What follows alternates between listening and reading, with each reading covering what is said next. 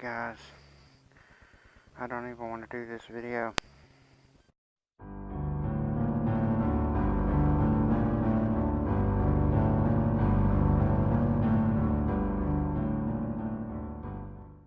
Foremost, let me start the video with a shout out. So,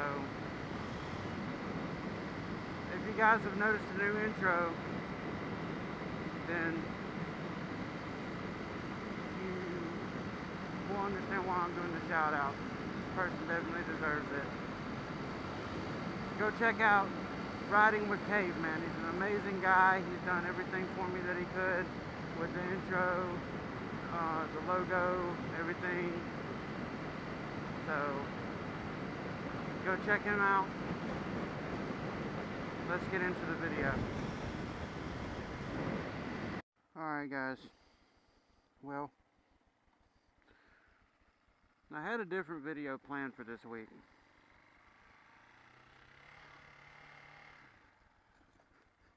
What I had planned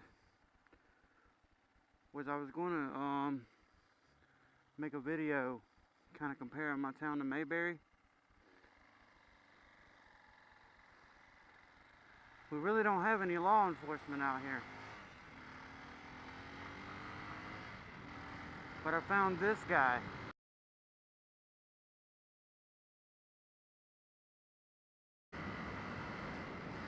I was going to pick a little fun at him.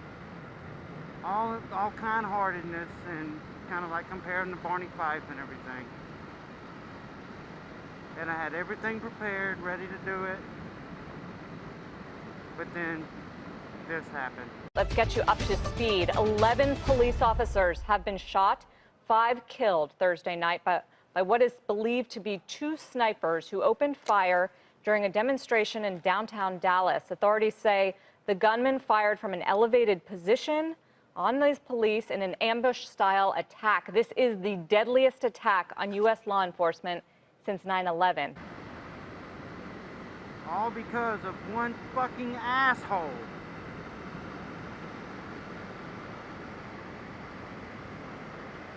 Five cops are dead. 7 more injured. All because somebody got a little butt hurt over something. And that's what I want to touch upon today.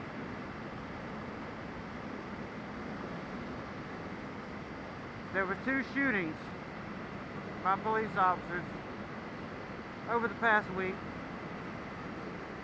One, the man was shot in his car. Little was known about that. It's looking like he was innocent, wrong place, wrong time. So I'm going to leave that alone. But I'm about to roll a video for you guys. It's graphic. So if you can't handle it, skip forward by about 45 seconds. And everything should be good. So I'm going to go ahead and roll that for you now.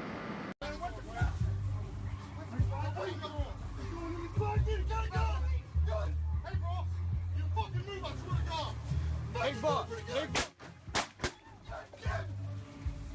Get on the ground!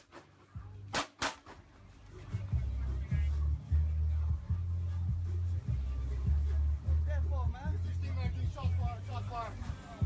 Fuck!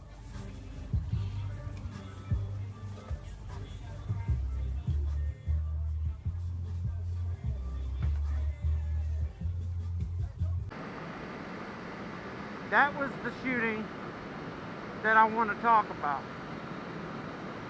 If you watch the video, first a little background on what that video is all about. If you guys haven't been keeping up with the news stories. There was a 911 call sent out about a man waving a pistol around. Well, the officers, they come and they make contact with him. And he becomes belligerent, not cooperating with the officers. Now, what you can't see in that video, there's another video. I'm not going to use it because the quality sucks on it, but a lot of people would ask, why did they not tase the guy? They actually did.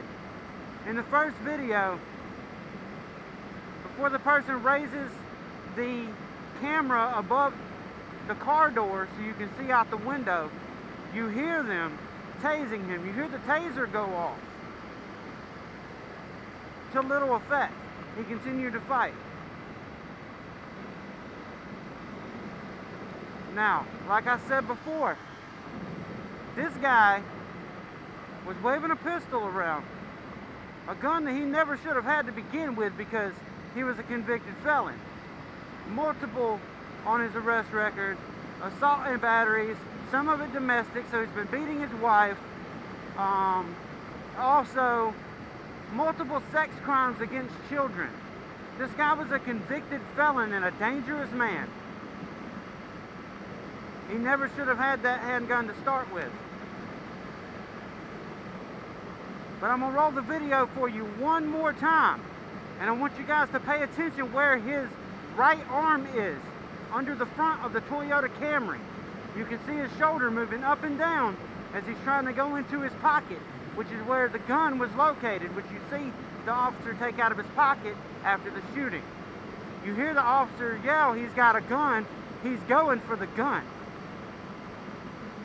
At that point in time, one of the officers puts two in his shoulder, but that doesn't stop him. The officer falls back, lands on the ground on his side, and unloads 2 or 3 more rounds into him. So let me roll that video one more time, and you pay attention to where his arm is. Everybody's saying he was completely pinned down. He was not, and he was going for that right front pocket. So I'm going to roll it again.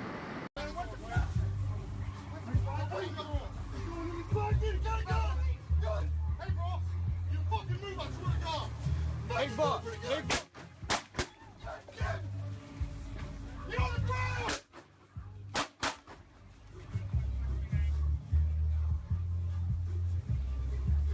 Dead fall, man. 16 man, getting shots fired, shots fired. Fuck!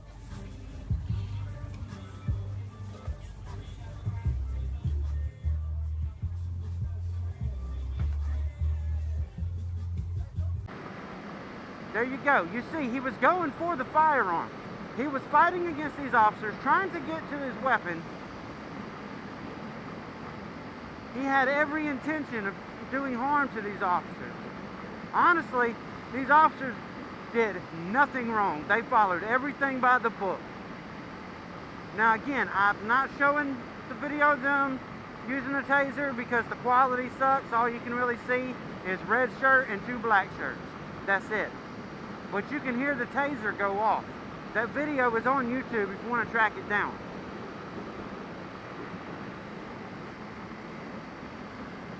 But because things like this happen, people think they got to go out and have a vendetta against cops. That is fucking ridiculous. Totally uncalled for, childish. Now I understand I'm not a person of color. I understand that. But you know what? I grew up around a lot of them. I've had the same issues with police officers stopping me just for walking down the street and finding some reason to put me in jail. But you know what? After the last time I went to jail, I changed up my entire demeanor, the way that I carry myself, everything about myself, I've changed up. And in doing so, my entire life has changed.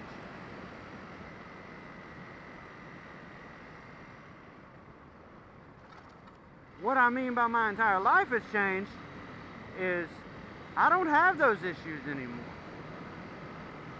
Now, I'm not sitting here trying to place the blame on one group of individuals, one minority, this, that, and the other.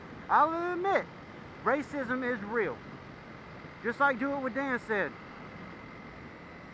I live in South Georgia, You see it every day. You hear comments every day.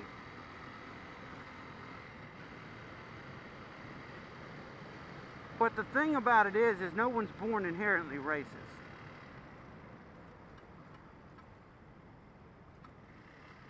Regardless of the race, you can put two babies together, a white baby, a black baby, Hispanic baby, it doesn't matter.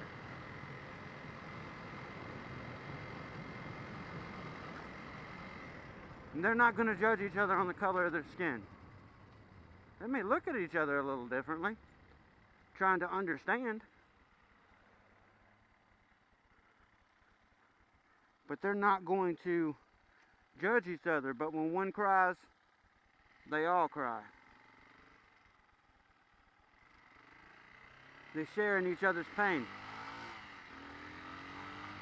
Racism is something that's been taught to these people, instilled in them early on by adults that they trusted. So when they're told something like that, they believe it. We got to do something about this racism problem, and it's going to have to start with us. We can't go out here and protest and burn stuff down and shoot at each other and think that's going to solve the problem. Because it's not. There is no way in hell that is going to solve the problem. What we got to do as a people is we got to realize we're not that much different from each other. Sure, we may look different. We may talk different. We may come from different backgrounds. But that's what makes us unique. That makes us inherently human. And being different is not that bad.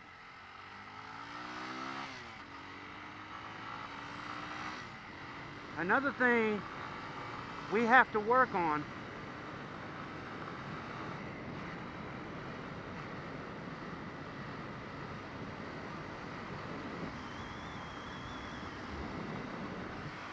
is we have to work on the problems that the youth are having.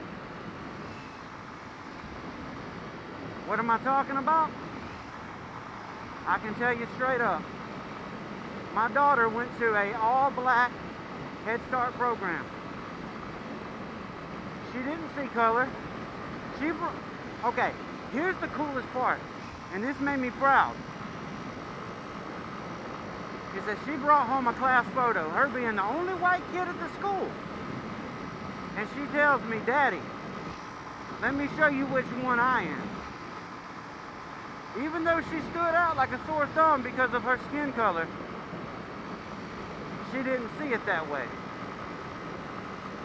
I was so proud of her.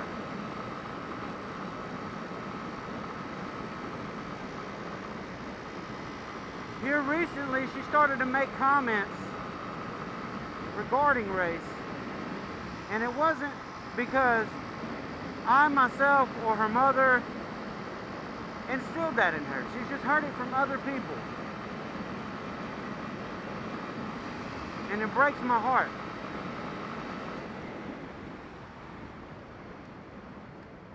But one of the things I know that we can do as a community to help these people out,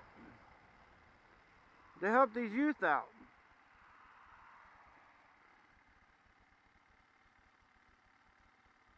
when I was attending meetings at the Head Start, one of the things that we had was a fatherhood involvement. And in a school basically the size of a small elementary school's kindergarten, when it came down to the fathers who showed up,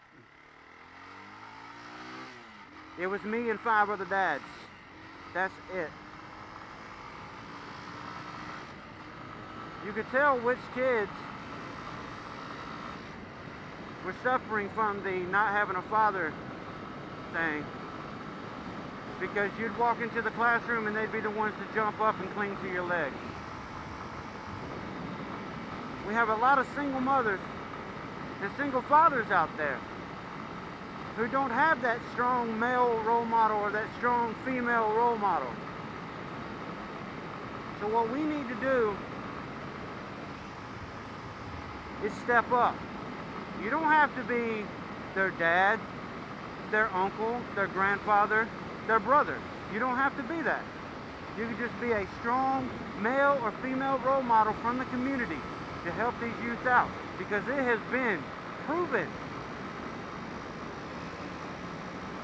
that children who have a strong male role model, a strong female role model in their life to step up, to help out, they succeed.